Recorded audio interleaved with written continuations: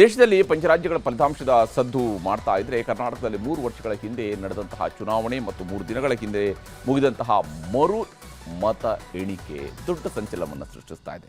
ಶೃಂಗೇರಿ ಕ್ಷೇತ್ರಕ್ಕೆ 2023ರಲ್ಲಿ ಚುನಾವಣೆ ಆಗಿತ್ತು. ಕಾಂಗ್ರೆಸ್ ಪಕ್ಷದ ಟಿ.ಡಿ. ರಾಜೇಗೌಡರು ಗೆದ್ದು 3 ವರ್ಷದಿಂದ ಶಾಸಕರಾಗಿದ್ದಾರೆ.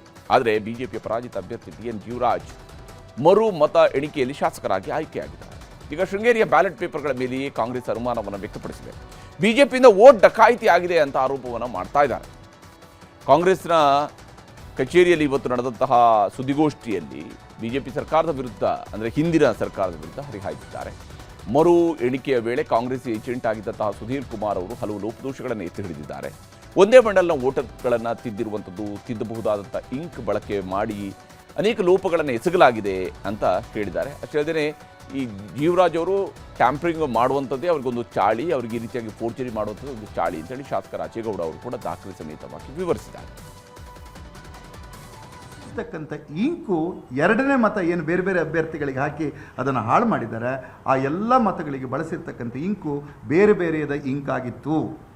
ಸುಮಾರು 2011ರಲ್ಲಿ ಎನ್ನಾರ್ಪುರದಲ್ಲಿ ಪಾಪ ಬಡವರು ಭೂ ದಾಖಲೆಗೆ ಅರ್ಜಿ ಹಾಕಿದರೆ ಇವರು ಅಧಿಕಾರಕ್ಕೆ ಬಂದಂಥ ಸಂದರ್ಭದಲ್ಲಿ ಅಲ್ಲಿದ್ದಂಥ ಹೆಸರನ್ನು ವೈಟ್ನರ್ ಮಾಡಿ ಇವ್ರಿಗೆ ಬೇಕಾದಂಥ ಒಬ್ಬ ಹೆಸರನ್ನು ಹಾಕಿ ಭೂಮಿ ಕೊಟ್ಟಂಥ ದಾಖಲೆ ಇದೆ. ಇನ್ನೊಂದು ಕಡೆ ಶೃಂಗೇರಿಯಲ್ಲಿ ಆಗಿರುವಂಥದ್ದು ವೋಟ್ ಚೋರಿ ಅಲ್ಲ, ವೋಟ್ ಡಕಾಯಿತಿ ಅಂತ ಸ್ವತಃ ಮುಖ್ಯಮಂತ್ರಿ ಸಿದ್ದರಾಮಯ್ಯನವರು ಹೇಳಿದ್ದಾರೆ. ಬ್ಯಾಲೆಟ್ ಮತಗಳನ್ನು ಎತ್ತಿದ್ದಿದ್ರೆ ಸುಮ್ಮನಿರಬೇಕಾ, ಕೇಸ್ ಹಾಕ್ತೀವಿ ಅಂತ ಉಪಮುಖ್ಯಮಂತ್ರಿ ಡಿ.ಕೆ. ಶಿವಕುಮಾರ್ ಅವರು ಗುಡುಗಿದ್ದಾರೆ. ಪ್ರತಿಪಕ್ಷ ನಾಯಕ ಆರ್. ಅಶೋಕ್ ಕಾಂಗ್ರೆಸ್ನವರ ಡಕಾಯಿತಿ ಆರೋಪಗಳಿಗೆ ತಿರುಗೇಟನ್ನು ಕೊಟ್ಟಿದ್ದಾರೆ.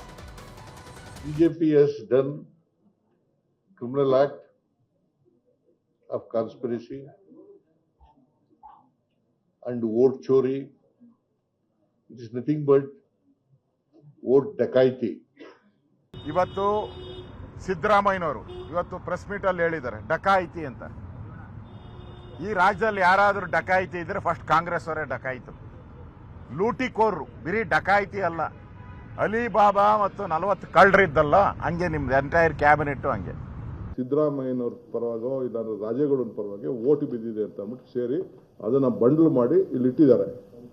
ಅದಕ್ಕೆ BJP agent, independent, Congress agent ಎಲ್ಲ ಸೇರಿ ಇದು ಕರೆಕ್ಟ್ ಆಗಿದೆ.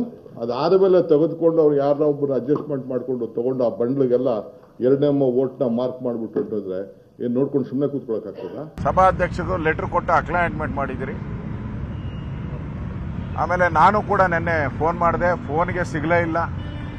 ಬೇಕು ಅಂತ ಅವಾಯ್ಡ್ ಮಾಡಿದ್ರು, ಬೇಡ ಅಂತ ಅವಾಯ್ಡ್ ಮಾಡಿದ್ರು ಗೊತ್ತಿಲ್ಲ, ಸಿಗಲೇ ಇಲ್ಲ. ಇವತ್ತು ಬೆಳಗ್ಗೆ ಸಿಕ್ಕಿ ನನಗೆ ಕಾನೂನಿನ ಬೋಧನೆಗಳನ್ನು ಮಾಡ್ತಾ ಇದ್ದಾರೆ. ಒಂದು ಕಡೆ ವೋಟ್ ಡಕಾಯಿತಿ ಆರೋಪ, ಮತ್ತೊಂದು ಕಡೆ ಕೇಸ್ ಹಾಕಿಸಿ ತನಿಖೆ ಮಾಡಿಸ್ತೀವಿ ಅಂತ ಸರ್ಕಾರ ಹೇಳ್ತಾ ಇದೆ. ಇನ್ನೊಂದು ಕಡೆ ಜೀವರಾಜ್ ಮೇಲೂ ಕೂಡ FIR ದಾಖಲಾಗಿದೆ. ಇದೇ FIR ವಿಷಯದಲ್ಲಿ ಇವತ್ತು ಹೈಕೋರ್ಟ್ ಡಿಸಿಗೂ ತರಾಟೆಯನ್ನು ತೆಗೆದುಕೊಂಡಿದೆ. ಯುವರಾಜ್ ಅವರಿಂದ ವೋಟ್ ಚೋರಿ ಅಂತ ಚಿಕ್ಕಮಗಳೂರು ನಗರ ಠಾಣೆಯಲ್ಲಿ ಕಾಂಗ್ರೆಸ್ನ ಚುನಾವಣಾ ಏಜೆಂಟ್ ಸುಧೀರ್ ಕುಮಾರ್ ಅವರು ದೂರು ಕೊಟ್ಟಿದ್ದರು. ಶೃಂಗೇರಿ ಶಾಸಕ ಡಿ.ಎನ್. ಜೀವರಾಜ್ ಅಂದಿನ ಚುನಾವಣಾಧಿಕಾರಿ ವೇದಮೂರ್ತಿ ಮತ್ತು ಅಂದಿನ ಜಿಲ್ಲಾಧಿಕಾರಿ ರಮೇಶ್ ಅವರ ವಿರುದ್ಧ ಕೇಸ್ ದಾಖಲಿಸಿದರು. ಕಾಂಗ್ರೆಸ್ ಏಜೆಂಟ್ ಸಲ್ಲಿಸಿದ ದೂರಿನ ಮೇರೆಗೆ FIR ಕೂಡ ಆಗಿತ್ತು. ಇದೀಗ ಆ FIRಗೆ ಮೇ 7ರವರೆಗೆ ಹೈಕೋರ್ಟ್ ತಡೆಯಾಜ್ಞೆಯನ್ನು ನೀಡಿದೆ.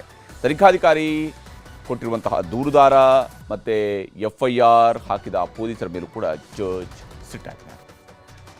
ಇವತ್ತು ಜಸ್ಟಿಸ್ ಶ್ರೀಶಾನಂದ ಅವರ ಬೆಂಚ್ ಮುಂದೆ ಈ ಪ್ರಕರಣ ಬಂದಿತ್ತು. ಗೆದ್ದ ಮೇಲೆ ಬಂದು FIR ಮಾಡಿಸಿರೋದಾ ಅಂತೇಳಿ ಅವರು ಪ್ರಶ್ನಿಸಿದ್ದಾರೆ. ಈಗ ಜಿಲ್ಲಾಧಿಕಾರಿ ಎಲ್ಲಿದ್ದಾರೆ? ಹಾಲಿ ಚುನಾವಣಾಧಿಕಾರಿಯಾಗಿರುವಂತಹ ಗೌರವ್ ಶೆಟ್ಟಿಯವರ ಮೇಲೆ FIR ಮಾಡಬೇಕು. 13/5/2023 ಕೃತ್ಯಕ್ಕೆ ಈಗ FIR ಮಾಡಿದರೆ ಹೇಗೆ? ಗೌರವ್ ಶೆಟ್ಟಿ ಮೇಲೆ ನೀವು ಕೇಸ್ ಮಾಡಿಲ್ಲ, ಯಾರಿಲ್ಲಿ ತನಿಖಾಧಿಕಾರಿ ಅನ್ನೋಂಥದ್ದನ್ನು ಕೇಳಿದ್ದಾರೆ. ಗೊಂದಲಗಳಿದ್ದರೆ ಚುನಾವಣಾ ತಕರಾರು ಅರ್ಜಿಯಲ್ಲಿ ಉಲ್ಲೇಖಿಸಬೇಕಾಗಿತ್ತು. ರಾಜಕೀಯ ಒತ್ತಡದಿಂದ ದೂರು ದಾಖಲಿಸುವಂಥದ್ದು ಸರಿಯಲ್ಲ. ಹೀಗಾದರೆ ಯಾವ ಅಧಿಕಾರಿ ಕೂಡ ಸ್ವತಂತ್ರವಾಗಿ ಕೆಲಸ ಮಾಡೋದಕ್ಕೆ ಆಗೋದಿಲ್ಲ. ರಾಜೇಗೌಡರ ಮೇಲೆ FIR ಮಾಡಿದರೂ ಕೂಡ ನಾನಿಲ್ಲಿ ತಡೆಯನ್ನು ಕೊಡ್ತಾ ಇದ್ದೆ. ಕೋರ್ಟ್ ಆದೇಶದ ಮೇಲೆ ಈ ಮರುತನಿಕೆ ಆಗಿರೋದು ಅಲ್ವಾ, ಮರು ಎಣಿಕೆ ಆಗಿರೋದು ಅಲ್ವಾ ಅನ್ನುವಂತಹ ಪ್ರಶ್ನೆಯನ್ನು ಕೂಡ ಅವರು ಎತ್ತಿದ್ದಾರೆ. ಹೀಗೆ ಜಡ್ಜ್ ಅವರು ತರಾಟೆಗೆ ತೆಗೆದುಕೊಂಡ ಮೇಲೆ FIRಗೆ ಮೇ 7ರವರೆಗೆ ಮಧ್ಯಂತರ ತಡೆಯನ್ನು ನೀಡಿ ವಿಚಾರಣೆಯನ್ನು ಮೇ 7ಕ್ಕೆ ಮುಂದೂಡಿಕೆ ಮಾಡಿದ್ದಾರೆ. ಇನ್ನೊಂದು ಕಡೆ ಗವರ್ನರ್ ಅಂಗಳಕ್ಕೆ ಜೀವರಾಜ್ ಅವರ ಶಾಸಕತ್ವದ ವಿವಾದ ತಲುಪಿದೆ. ಶೃಂಗೇರಿ ಸಂಘರ್ಷದ ಬಗ್ಗೆ ಗವರ್ನರ್ ಮಧ್ಯಪ್ರವೇಶಕ್ಕೆ ಬಿಜೆಪಿ ನಾಯಕರು ಒತ್ತಾಯಿಸಿದ್ದಾರೆ. ಶೃಂಗೇರಿಯಿಂದ ಹೊಸದಾಗಿ ಶಾಸಕರಾಗಿ ಆಯ್ಕೆಯಾಗಿರುವ ಜೀವರಾಜ್ ಅವರಿಗೆ ಪ್ರಮಾಣ ವಚನ ಬೋಧಿಸೋದಕ್ಕೆ ಸ್ಪೀಕರ್ ಯುಟಿ ಖಾದರ್ ಅವರು ನಿರಾಕರಿಸ್ತಾ ಇದ್ದಾರೆ. ಈ ವಿಚಾರದಲ್ಲಿ ನಿರ್ದೇಶನ ನೀಡಬೇಕು ಅಂತ ಹೇಳಿ ರಾಜ್ಯಪಾಲರಿಗೆ ಬಿಜೆಪಿ ನಿಯೋಗ ಮನವಿ ಮಾಡಿದೆ. ಈಗ ರಾಜ್ಯ ದೇಶ ವಿದೇಶಗಳ ಮತ್ತಷ್ಟು ಪ್ರಮುಖ ಸುದ್ದಿಗಳನ್ನು ಕ್ವಿಕ್ ಆಗಿ ನೋಡ್ತಾ ಹೋಗೋಣ. ಉಪಚುನಾವಣೆಯ ಗೆಲುವು ನೋಡಿದರೆ ನಮ್ಮ ಯೋಜನೆಗಳನ್ನು ಜನ ಒಪ್ಪಿದ್ದಾರೆ ಅಂತ ಸಿಎಂ ಹೇಳಿದ್ದಾರೆ. ಬೆಂಗಳೂರಿನಲ್ಲಿ ಮಾತನಾಡಿರುವ ಅವರು ಮುಂದಿನ ಚುನಾವಣೆಗೆ ಇದು ದಿಕ್ಸೂಚಿ ಅಂತ ಬಿಜೆಪಿಯವರು ಹೇಳ್ತಾ ಇದ್ರು. ಹೀಗಾಗಿ 2028ಕ್ಕೂ ನಾವೇ ಗೆಲ್ತೀವಿ ಅಂತ ಹೇಳಿದ್ದಾರೆ. ಜಬ್ಬಾರ್ ಮತ್ತು ನಜೀರ್ ವಿರುದ್ಧದ ಕ್ರಮವನ್ನ ಸಿದ್ದರಾಮಯ್ಯನವರು ಸಮರ್ಥಿಸಿಕೊಂಡಿದ್ದಾರೆ. ಸಚಿವ ಸ್ಥಾನಕ್ಕೆ ಆಸೆ ಪಡುವುದು ತಪ್ಪಲ್ಲ, ಹೈಕಮಾಂಡ್ ಕರೆದಾಗ ದೆಹಲಿಗೆ ಹೋಗ್ತೀನಿ ಅಂತ ಸಿಎಂ ಸಿದ್ದರಾಮಯ್ಯ ಹೇಳಿದ್ದಾರೆ. ಮತ್ತೊಂದೆಡೆ ರಾಜ್ಯದಲ್ಲಿ ಸಿಎಂ ಸ್ಥಾನ ಖಾಲಿ ಇಲ್ಲ, ಆ ಸಂದರ್ಭ ಬಂದಾಗ ಹೈಕಮಾಂಡ್ ತೀರ್ಮಾನಿಸುತ್ತೆ ಅಂತ ಸಚಿವ ಪ್ರಿಯಾಂಕ್ ಖರ್ಗೆ ಹೇಳಿದರು. ವಸತಿ ಸಚಿವ ಜಮೀರ್ ಅಹಮದ್ ಖಾನ್ ಮನೆಯಲ್ಲಿ ನಡೆದಿದ್ದ ಕಳ್ಳತನ ಪ್ರಕರಣವನ್ನು ಪೊಲೀಸರು ಭೇದಿಸಿದ್ದಾರೆ. ಪ್ರಕರಣಕ್ಕೆ ಸಂಬಂಧಿಸಿದಂತೆ ಸೈಯದ್ ಅಮೀರ್ ಮತ್ತು ಅಮೀರ್ ಅಹಮದ್ ಎಂಬುವರನ್ನು ಬಂಧಿಸಲಾಗಿದೆ. ಏಪ್ರಿಲ್ 15ರಂದು ಪುಲಕೇಶಿ ನಗರದ ಜಮೀರ್ ನಿವಾಸದಲ್ಲಿ 1,13,00,000 ರೂಪಾಯಿ ಮೌಲ್ಯದ ಚಿನ್ನಾಭರಣಗಳನ್ನು ಕಳ್ಳತನ ಮಾಡಲಾಗಿದೆ. ರಾಜ್ಯಾದ್ಯಂತ ಮಳೆ ಮುಂದುವರೆದಿದೆ. ಬೆಳಗಾವಿ ನಗರದಲ್ಲಿ 1 ಗಂಟೆಗೂ ಹೆಚ್ಚು ಕಾಲ ಜೋರಾಗಿ ಮಳೆ ಸುರಿದಿದೆ. ಇತ್ತ ಬೆಂಗಳೂರಿನ ಹಲವೆಡೆಯೂ ಕೂಡ ಮಳೆಯಾಗಿದೆ. ಬೆಂಗಳೂರು, ಕೋಲಾರ, ಮೈಸೂರು, ಚಾಮರಾಜನಗರ, ಮಂಡ್ಯ, ಚಿಕ್ಕಬಳ್ಳಾಪುರ ಜಿಲ್ಲೆಗಳಲ್ಲಿ 2 ದಿನಗಳಿಂದ ಭಾರಿ ಮಳೆಯಾಗಿದ್ದು ಮುಂದೆ ಕೂಡ ಭಾರಿ ಮಳೆಯಾಗುವ ಸಾಧ್ಯತೆ ಇದೆ. ಬೆಂಗಳೂರಿನ ಬೋರಿಂಗ್ ಆಸ್ಪತ್ರೆ ಕಾಂಪೌಂಡ್ ಕುಸಿತ ದುರಂತದ ಬಳಿಕ ಸರ್ಕಾರ ಎಚ್ಚೆತ್ತಿದೆ. ರಾಜ್ಯದಲ್ಲಿನ ಆರೋಗ್ಯ ಇಲಾಖೆಯ ಎಲ್ಲಾ ಕಟ್ಟಡಗಳ ಪರಿಶೀಲನೆಗೆ ಡಿಎಚ್ಒ, ಟಿಎಚ್ಒಗಳಿಗೆ ಆರೋಗ್ಯ ಇಲಾಖೆ ಆದೇಶವನ್ನು ನೀಡಿದೆ. 15 ದಿನದೊಳಗೆ ಕಟ್ಟಡಗಳನ್ನು ಪರಿಶೀಲಿಸಿ ವರದಿ ಸಲ್ಲಿಸುವಂತೆ ಸೂಚನೆಯನ್ನು ಕೊಟ್ಟಿದೆ. ಪ್ರಯಾಣಿಕನೊಬ್ಬನ ಬಳಿ ಇದ್ದ ಪವರ್ ಬ್ಯಾಂಕ್ನಿಂದ ಇಂಡಿಗೋ ವಿಮಾನದಲ್ಲಿ ಬೆಂಕಿ ಕಾಣಿಸಿಕೊಂಡಿದೆ. ಕೂಡಲೇ ಎಚ್ಚೆತ್ತ ಪೈಲಟ್ ಚಂಡೀಗಢ ವಿಮಾನ ನಿಲ್ದಾಣದಲ್ಲಿ ತುರ್ತು ಭೂಸ್ಪರ್ಶ ಮಾಡಿದ್ದಾರೆ. ಕೂಡಲೇ ಪ್ರಯಾಣಿಕರನ್ನು ಸುರಕ್ಷಿತವಾಗಿ ಕೆಳಗಿಳಿಸಲಾಗಿದೆ. ಪ್ರಕರಣದ ಬಗ್ಗೆ ತನಿಖೆಗೆ ಡಿಜಿಸಿಎ ಆದೇಶವನ್ನು ಹೊರಡಿಸಿದೆ. ಹರಿಯಾಣದ ನೂಹ್ ಜಿಲ್ಲೆಯ ಕೆಎಂಪಿ ಎಕ್ಸ್ಪ್ರೆಸ್ ವೇನಲ್ಲಿ ಭೀಕರ ರಸ್ತೆ ಅಪಘಾತ ಸಂಭವಿಸಿದೆ.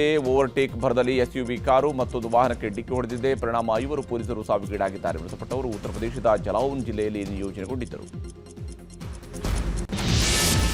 ಚುನಾವಣೆ ಮುಗಿಯುತ್ತಿದ್ದಂತೆ ಪಶ್ಚಿಮ ಬಂಗಾಳದಲ್ಲಿ ಹಿಂಸಾಚಾರ ತೀವ್ರಗೊಂಡಿದೆ. ಟಿಎಂಸಿ ನಾಯಕ ಜಹಗೀರ್ ಖಾನ್ಗೆ ಸೇರಿದ ಪಕ್ಷದ ಕಚೇರಿಯನ್ನು ಬಿಜೆಪಿ ಕಾರ್ಯಕರ್ತರ ಗುಂಪು ಧ್ವಂಸಗೊಳಿಸಿದೆ. ಮತ್ತೊಂದೆಡೆ ಜಲ್ಪಾಯ್ಗುರಿಯಲ್ಲಿ ಟಿಎಂಸಿ ಕಚೇರಿಯನ್ನು ಧ್ವಂಸಗೊಳಿಸಲಾಗಿದೆ.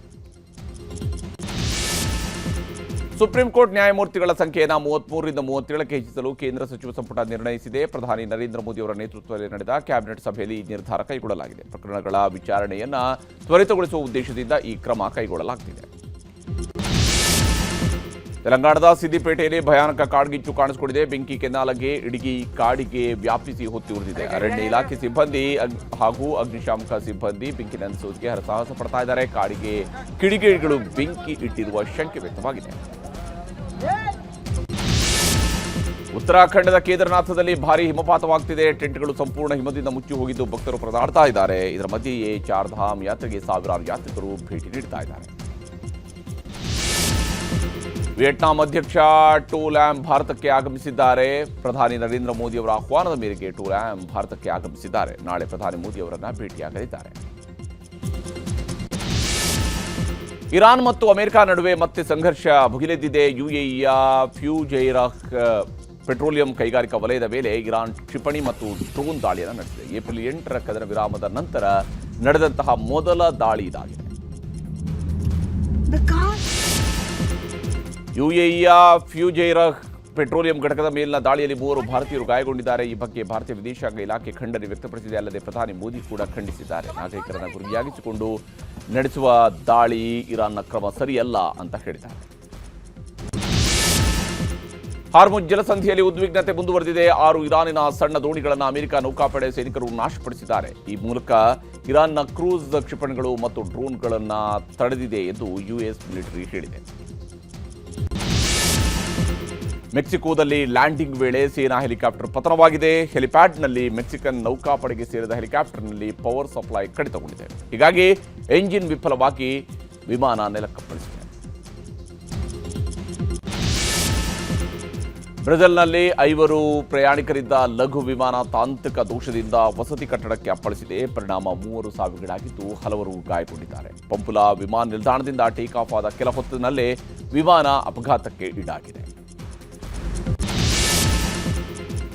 ಚೀನಾದ ಹುನಾನ್ ಪ್ರಾಂತ್ಯದಲ್ಲಿ ಪಟಾಕಿ ಕಾರ್ಖಾನೆಯಲ್ಲಿ ಸ್ಫೋಟ ಸಂಭವಿಸಿದೆ. ದುರಂತದಲ್ಲಿ 21 ಮಂದಿ ಸಾವಿಗೀಡಾಗಿದ್ದಾರೆ, 61 ಜನ ಗಾಯಗೊಂಡಿದ್ದಾರೆ. ಚಾಂಗ್ಶಾ ಎಂಬಲ್ಲಿ ಈ ದುರ್ಘಟನೆ ನಡೆದಿದ್ದು, ಘಟನೆಯ ಬಗ್ಗೆ ಚೀನಾ ಅಧ್ಯಕ್ಷ ಜಿನ್ಪಿಂಗ್ ತನಿಖೆಗೆ ಆದೇಶಿಸಿದ್ದಾರೆ.